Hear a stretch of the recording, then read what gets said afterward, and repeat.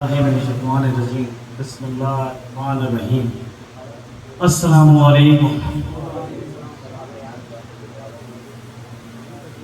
آج 2 محرم الحرام کربلا معلیٰ میں امام علی مقام جلوہ افروز ہے اور 72 شہداء جو جنہیں جانثار کرنی ہے آپ کے ساتھ، وہ سب تشریف لا چکے ہیں آپ کے ساتھ۔ اگر کبھی توجہ کریں اس بات پر کہ اللہ کی توفیق اور اللہ کا انعام کیا ہوتا ہے، وہ کیسے ملتا ہے۔ 72 شہداء میں حضرت وہاب بھی ہیں جو واقعہ کربلا کے لیے مدینے سے جب رخصت ہوئے رسول کریم امام حسین علیہ السلام، تو آپ کو رسول کریم صلی اللہ تعالیٰ علیہ وآلہ وسلم نے ان 72 جانثاروں کے نام اقدس مبارک نام لوح محفوظ پہ لکھے دکھائے۔ اس میں حضرت ابراہیم بھی تھے جو کہ اس وقت تک عیسائی مذہب سے تعلق رکھتے تھے۔ آپ کو مولا حسین نے اپنا خطوط بھیجا اور تقریباً 25 سے 30 دن تاریخ بتا دی ہے کہ ان کی شادی ہوا تھا، وقت 30 دن کا تقریباً گزرا۔ جب ابن رسول اللہ کا خط آیا تو لمحہ بھر کا بھی وقت انہوں نے نہیں لگایا کہ اس میں سلام پیش کرا انہوں نے رسول اللہ کے فرزند کو، اور اپنی والدہ سے اجازت طلب کری اور اپنی بیوی سے انہوں نے، ان کی بیوی نے کہا بے شک تم مولا حسین کے ساتھ کربلا جا سکتے ہو، صرف شرط اتنی ہے کہ روز حشر جہاں تم ہو مجھے وہاں رکھنا۔ ان کی بیوی نے کہا تو وہ حضرت وہاب فرمانے لگے کہ تمہیں یقین ہے کہ میں جنت میں ہی ہوں گا، کہ کیا پتہ میں دوزخ میں ہوں۔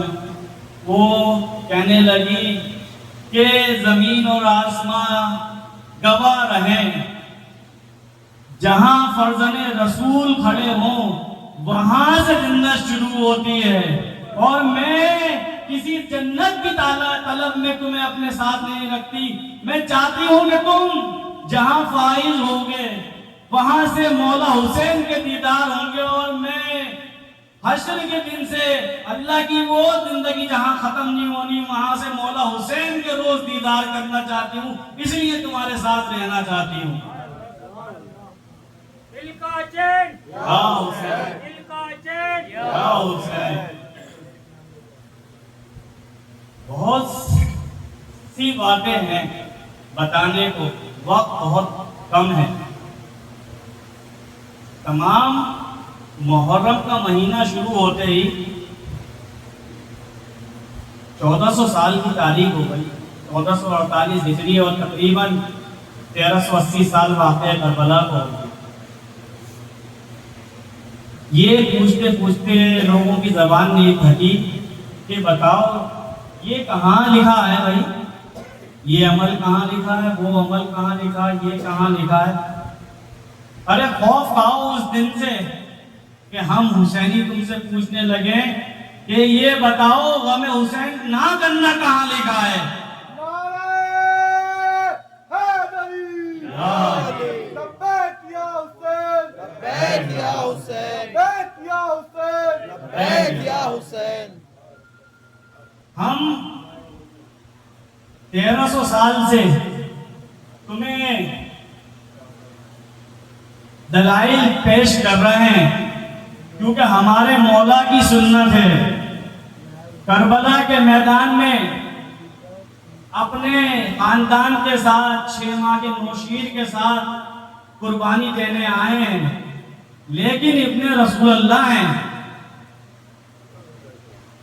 اس میدان میں بھی ساقی کوثر کی سخاوت دیکھیے، وہاں پر بھی ہدایت دے رہے ہیں، اور حضرت حر تشریف لے آتے ہیں وہاں سے اور حضرت بن جاتے ہیں۔ وہ حجت رسول خدا تھی، وہ حجت خدا بندی تھی، اہتمام خدا بندی تھی کہ قیامت کے روز کوئی یہ نہ کہے کہ میدان کربلا میں تو ہم تو باغیوں سے لڑنے آئے تھے، ہمیں کیا معلوم ابن رسول اللہ تھے۔ کوئی مغالطہ نہیں رہا، حجت گئی۔ اور یہ مجلس خدا کی قسم حجت اہل بیت رسول ہے، سننے والوں سن لو۔ اگر تم نے ہمارے کان میں یہ آواز چلے گئی اور اس پہ تم نے عمل نہیں کرا، روز حشر کہہ نہیں سکتے کہ عظمت حسین سعید ہم پر نہیں پہنچی تھی، کسی نے ہمیں عظمت نہیں بتائی تھی، غم نہیں بتایا تھا، خوشیاں ترک کرنا نہیں بتائی تھی۔ یہ اہتمام مجلس اس حجت حسین کی سنت ہے۔ ہمیں معلوم ہے ہماری بات پہ کوئی بڑا مجمع متاثر نہیں ہونے والا، ہم جس آقا کو مانتے ہیں اس کی سنت کو پیروی کرتے ہیں۔ ارے ایک تو حر ہوگا کسی محفل میں، ہمیں کسی کی تبلیغ سے کوئی سروکار نہیں۔ وہ 72 شہداء لوح محفوظ پہ محفوظ تھے، انہیں معلوم تھا انہیں رسول کی عظمت کے لیے جان دینا ہے، انہیں جانے دینا تھی، ان کا شوق شہید ہونا تھا، اور ہمارا شوق ان کا ذکر کرنا ہے، کوئی متاثر ہو یا نہ ہو ہمیں کوئی مطلب نہیں۔ یہ ہمارے قلب کی غذا ہے، ہمارے روح کی غذا ہے، ہمارے ایمان کی غذا ہے۔ ہم پیدا ہی اس لیے ہوئے ہیں، ہماری ماؤں نے ہمیں چندہ ماما کی لوریاں نہیں سنائی ہیں، ہماری ماں نے ہمیں حسین ابن علی کی شجاعت سنائی ہے۔ لبیک یا حسین، لبیک یا حسین، لبیک یا حسین، لبیک یا حسین،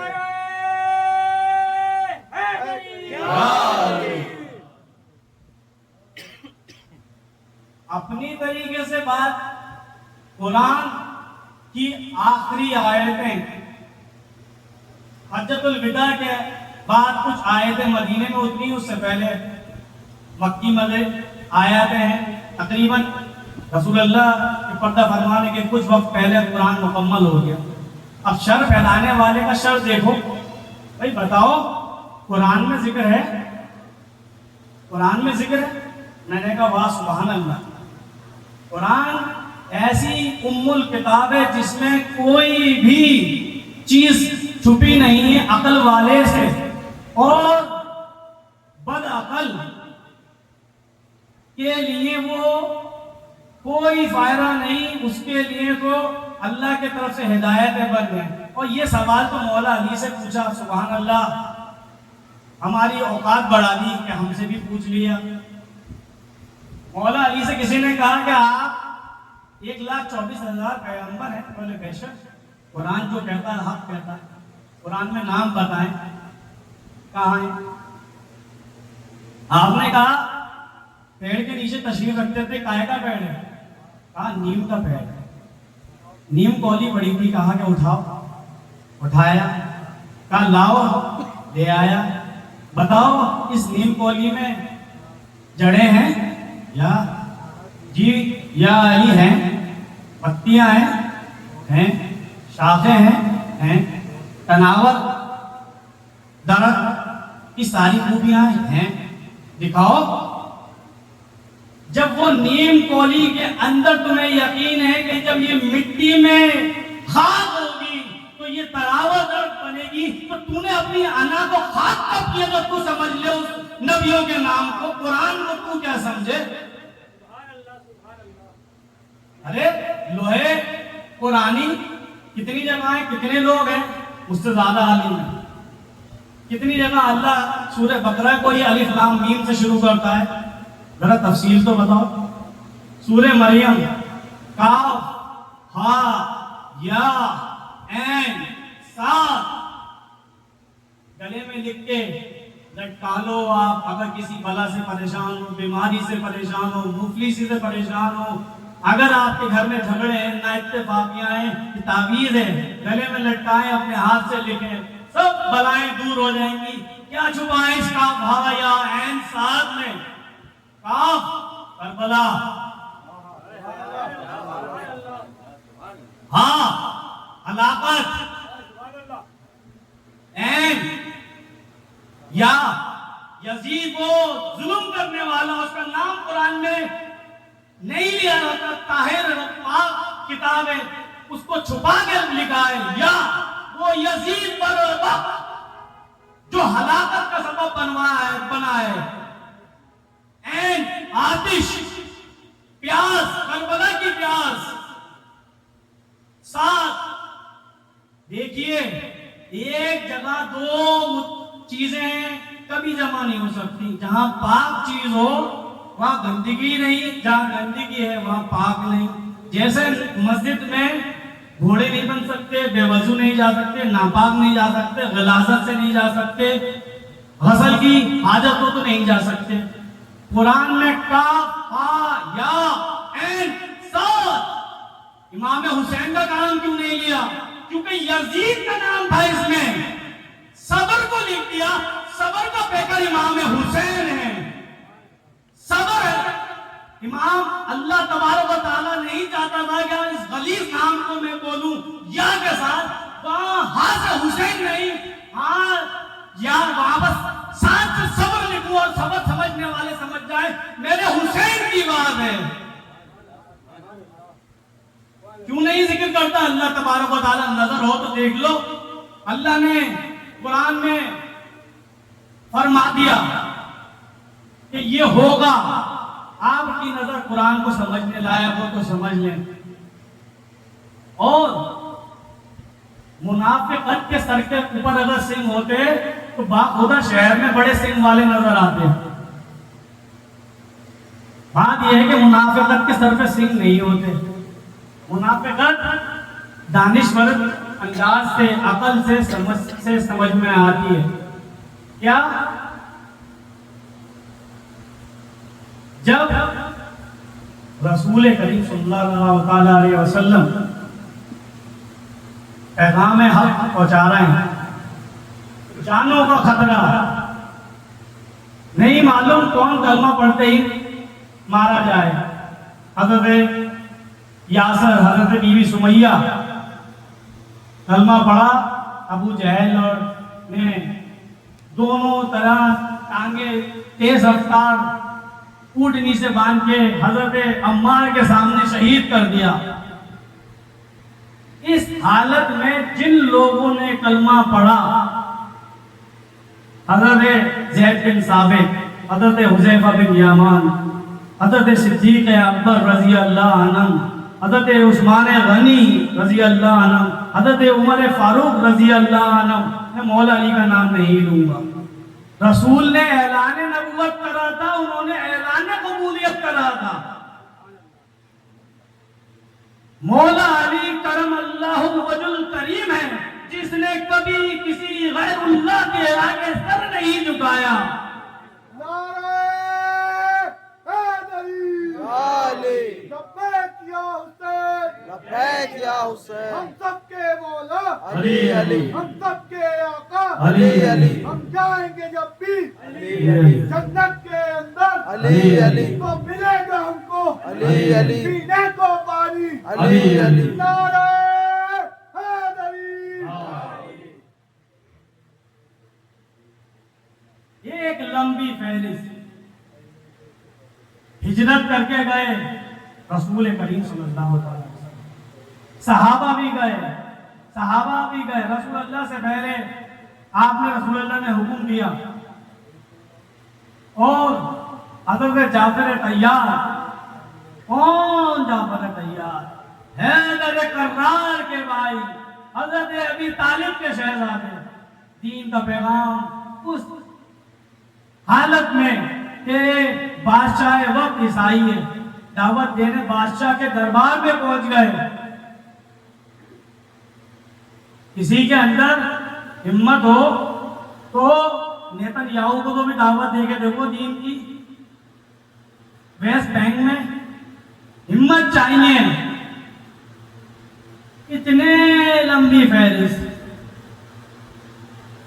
مسجد میں پانچ وقت نماز پڑھنے والے، روزانہ کچھ ذکر سننے والے، جمعوں میں کچھ بات سننے والے، بڑے دنوں پر ممبر پر بیٹھ کے تقریر کرنے والے، مولویوں کی تقریر سننے والے اس بات سے واقف ہیں کہ بتاؤ شہر میں مراد آباد میں ہی کئی ہزار مسجدیں ہیں، کہاں پر حضرت زید بن ثابت کا، حضرت حذیفہ کا، حضرت عمار یاسر کا شہادت کا یا ولادت کا کوئی تبصرہ ہوتا ہے؟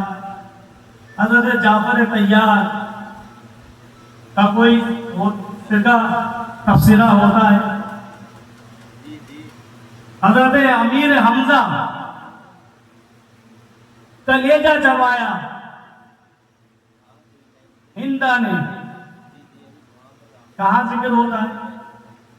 ذکر کہاں ہوتا ہے کہ مسجد میں کہیں آپ نے ان صحاباؤں کا ذکر سنا ہے؟ دیکھیے سب سے بڑی بات، رسول اللہ صلی اللہ علیہ وسلم کا جو سچا عاشق ہے، میں اور میری اولاد اس پہ قربان. لیکن قربان اس پہ جاؤں گا جو رسول اللہ کا عاشق ہوگا، جو رسول اللہ کا غلام ہوگا، جو رسول اللہ کا وزیر ہوگا، جو رسول اللہ کے لیے ہجرت کرتا ہوگا، جو رسول اللہ کے لیے شہادت دیتا ہوگا، جو رسول اللہ کے لیے اپنی اولاد کو آگے کرتا ہوگا. ان سب پہ میری اولاد اور میری بیوی اور میرے بچوں اور میں سب قربان، سارے کے سارے رضی اللہ عنہ، سب کے سب کی پاؤں کی خاک میرے سر پہ پڑ جائے تو خدا کی قسم میں پاک ہو جاؤں، بنا نہائے پاک رہوں. اتنے پاک و طاہر ہیں وہ ہستیاں. کسی کا ذکر نہیں ہوتا. ذکر کن کا ہوگا؟ ذکر کن کا ہوگا؟ ہم کہتے ہیں آپ مسجد سجاؤ، جشن صدیق اکبر، جشن عمر فاروق رضی اللہ عنہ، جشن عثمان غنی کرو، ہم نہ آئے کہ جوتوں کا ہار ہمارے گلے میں. شہادت مناؤ حضرت عمر فاروق کی ایک محرم، عزا کی محفل مناؤ، ہم نہ آئے سر پہ جوتے ہمارے. حضرت عثمان غنی کی شہادت 18 ریلیز کو لے کے آ گئے. اگر تاریخ پڑھیں گے تو ایک بات پڑھے لکھوں کو نوٹ کرنے کی ہے، بھیڑ بکریوں کے طرح ہرے پتے دیکھ کے پیچھے نہیں چلنا. وہ پتے قتل خانے میں، پوچڑ خانے تک ہی لے کے جائیں گے، آخر میں وہ پتے بھی نہیں ملیں گے.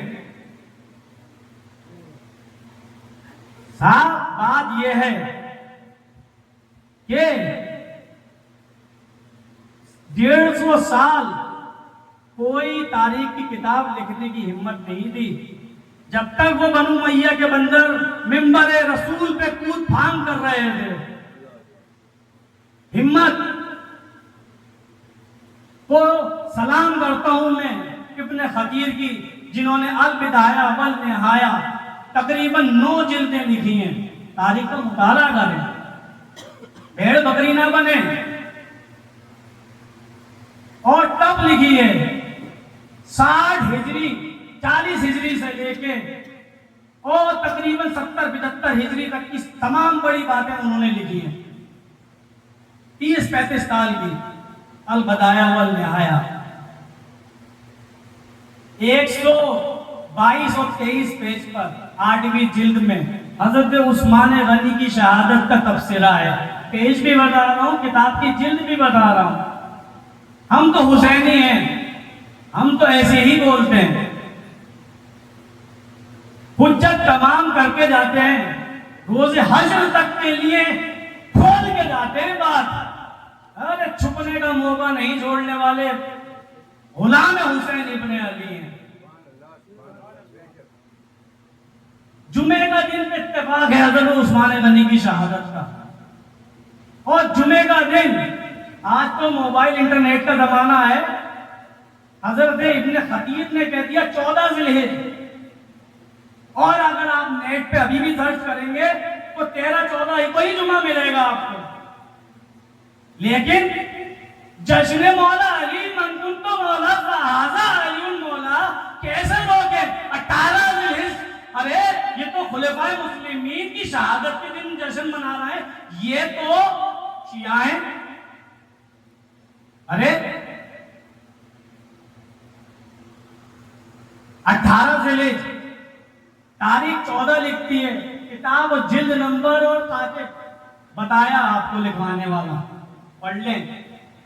دوسری بات، حضرت عثمان غنی وہ شخص ہیں جب وہ منبر 8 ہجری میں لگا پہاڑوں کے درمیان اونچائی پہ، آواز ٹکرائے اور مائک بن جائے، تاکہ وہ بنو امیہ کے بندر جو شجاعت اہل بیت کا تبصرہ رسول کرتے تھے، تو شور مچاتے تھے، زور زور سے بولتے تھے کہ پیچھے کھڑے والے کو آواز نہ جائے، اللہ نے ایسی جگہ پہ اپنے حبیب کے نائب کا اعلان کرایا کہ دیواروں نے مائک کا کام کر دیا، پہاڑوں نے مائک کا کام کر دیا. منبر پہ کھڑے ہوئے کہا من کنت مولا فہذا علی مولا.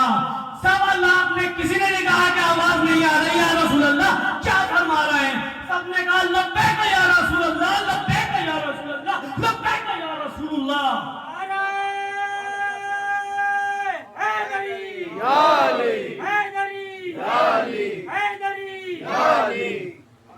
حضرت عثمان غنی تاریخ لکھتی ہے، گردن کٹوا لوں گا جھوٹ نکلے تو. کہا کہ یا علی آج سے آپ ہمارے مولا ہوئے. اب مولا ان کے تمہاری کتاب میں دوست ہو سکتا ہے کچھ، ان کا مولا آقا تھا، ان کا مولا رسول تھا. تمہارا مولا کوئی بھی ہو، ان کا مولا وہ تھا کملی والا. اس کی مثل مولا علی کو حضرت عثمان غنی نے تسلیم کرا، ام المومنین نے تسلیم کرا. اور پھر صحاباؤں کا کیا طرز عمل ہے؟ 5 سال کے شہزادے سے کہہ رہے ہیں آقا سنت غلامی لکھ دیجئے، قبر میں رکھواؤں گا، منکر نکیر آئیں گے تو جنت کی ثبوت ہو گیا کہ آپ نے غلام لکھا ہے تو میں جنتی ہو گیا. انہوں نے غلام کا ایک بات بالکل واضح ہے، جب آقا کا غم ہو تو غلاموں کی خوشی نہیں، جب آقا کی خوشی ہو تو غلاموں کا غم نہیں ہوتا. اگر تم 18 بھی مان لو تو وہ 35 ہجری ہے، یہ 8 ہجری ہے. یہ رسول کا اعلان ہے، یہ رسول کا منبر ہے، یہ رسول کا حکم ہے، یہ فرض ہے، یہ فرض ہے، یہ فرض ہے.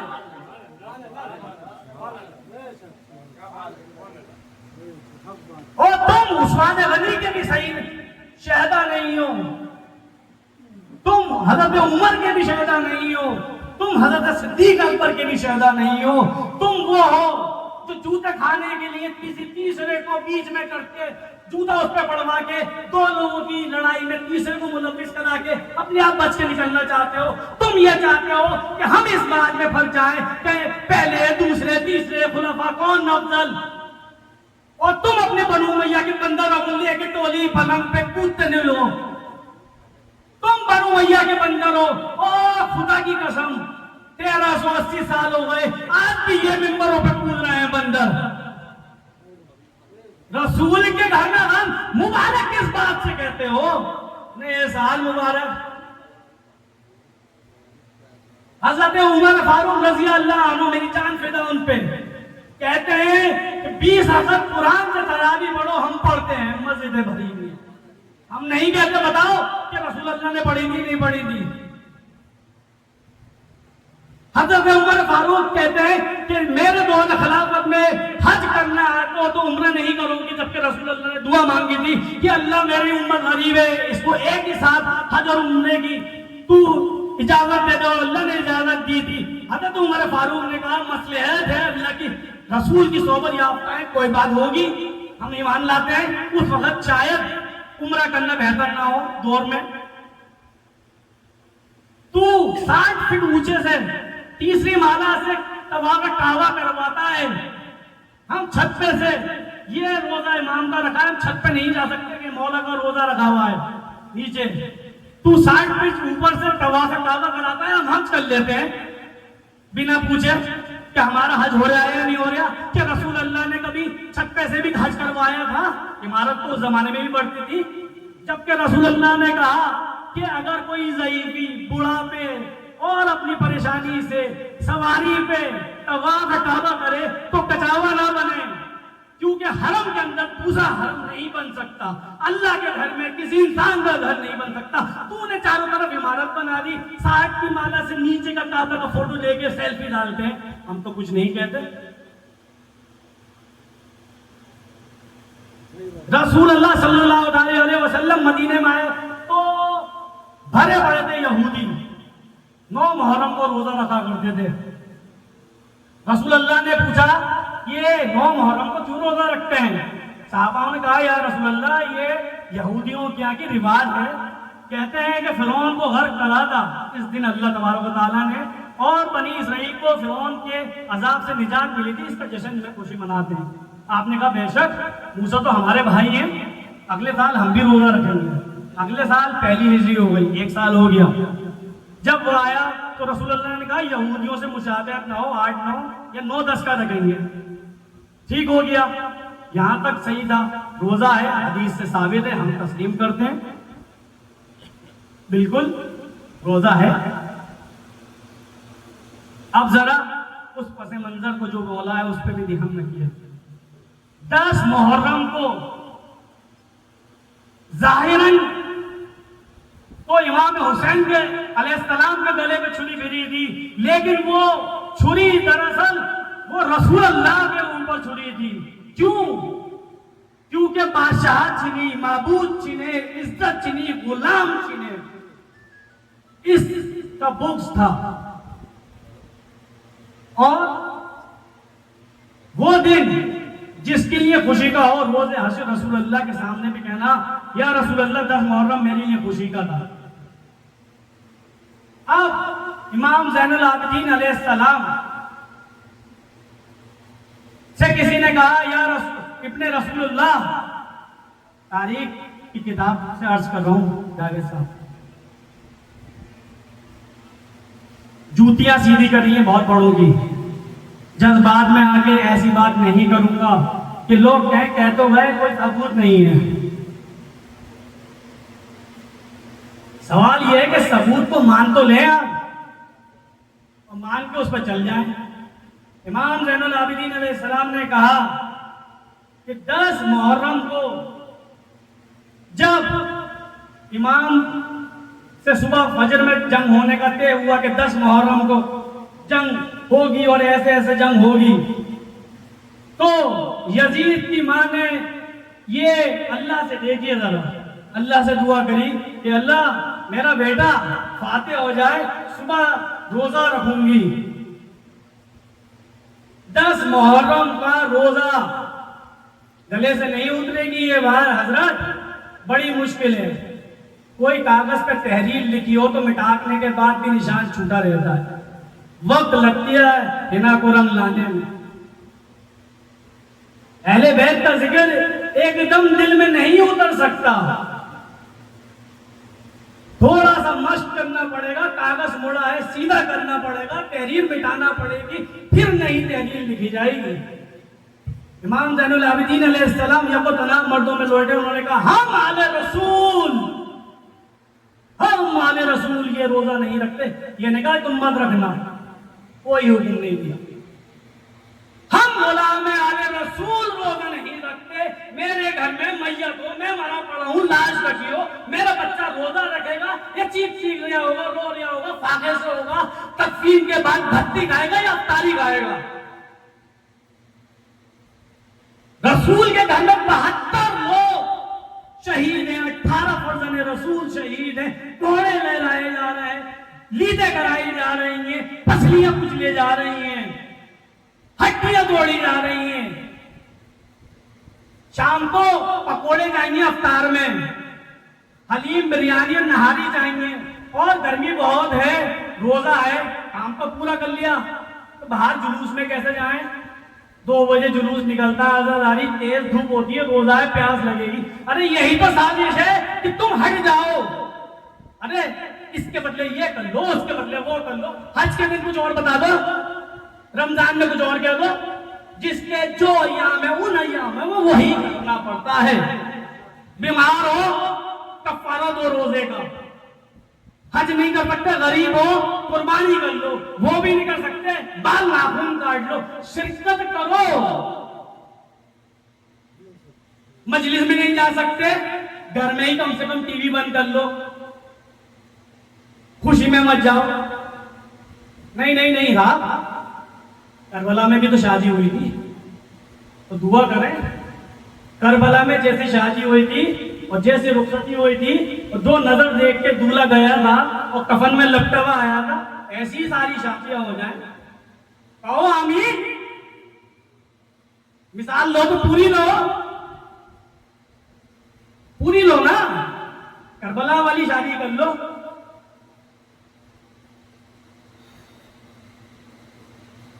یہ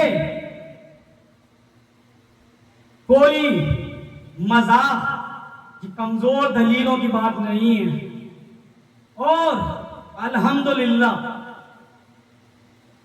پورے سال مطالعہ کر لیں کتابوں کا, جن کے ساتھ دیکھتے ہیں وہ خاموشی اختیار کر لیں گے, کہیں گے وہ تو صحیح ہے, ہم یہ نہیں کر سکتے.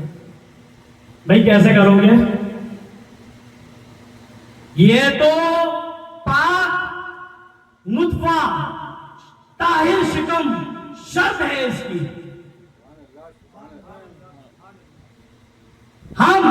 میں مولا علی کا خون ہوں, میں نہیں مان سکتا باطل کو. مر جاؤں گا. میرے لیے میرے اجداد کی سنت ہے. میں کسی بنو امیہ کی بندر کے ممبر کے لیے تقریریں نہیں کرتا. مجھے کسی کی چندہ نہیں چاہیے, کسی کا مسافہ نہیں چاہیے, کسی کی عزت نہیں چاہیے, کسی کی پہچان نہیں چاہیے.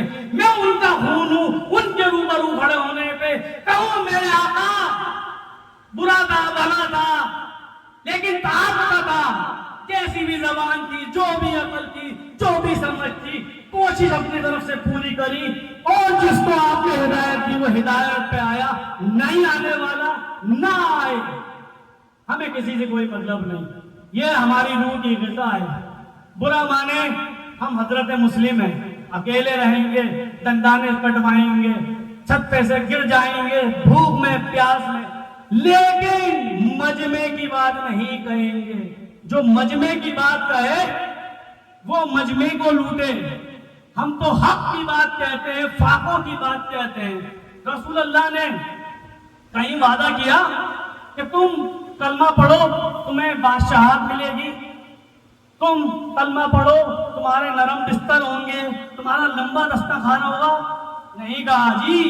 یہ کہا ایک صحابی سے, صحابی آئے, یا رسول اللہ مجھے آپ سے محبت ہو گئی ہے. تو فرمایا پاپوں کے لیے تیار ہو جاؤ, کیونکہ جو ہم سے محبت کرتا ہے وہ اللہ اس کا امتحان لیتا ہے. جو امتحان میں پاس ہوتا ہے اس پہ رحمتیں ایسے برستی ہیں جیسے آسمان سے میں برستا ہے. نعرہ رسالت یا رسول اللہ, نعرہ رسالت یا رسول اللہ, نعرہ حیدری یا علی, حیدری یا علی, حیدری یا علی. لبیک یا حسین, لبیک یا حسین, لبیک یا حسین, لبیک یا حسین. وقت بہت ہو چکا ہے. بس اتنا لاسٹ بات کہوں گا, بھیڑ بکری والی چال سے مات چلے. یہ نہیں ہم تو نہیں مانتے, انہوں نے کہیں گے تو یہی کہیں گے, وہ کہیں گے ہی نہیں. ممبر سے اتر جائیں گے, مسجد کی امامت نہیں ملے گی, مدرسے کے ٹیچر نہیں بن پائیں گے. وہ تو اسی میں ہی ہیں جو 700 قاری تھے جنہوں نے کہا تھا امام حسین کی گردن کٹنا بالکل شرعی مسئلہ ہے, ہونا چاہیے. وہ تو ویسے ہی قاری ہیں جو سورہ کاف پڑھ رہے تھے نیزے پہ بولتا قرآن کو لے کے. ایک امام زین العابدین علیہ السلام خانوادہ رسول سے آئے تھے بچ کے مدینے، اتنی سیدیں کھڑے ہیں آج بھی بنو امیہ کے سینے پہ تال گونگ رہے ہیں. وہ تو 9 لاکھ تھے، اولادیں کس کی زیادہ ہوں گی؟ عقل مند کو اشارہ کافی ہے، ہوا لینا الا البلاغ.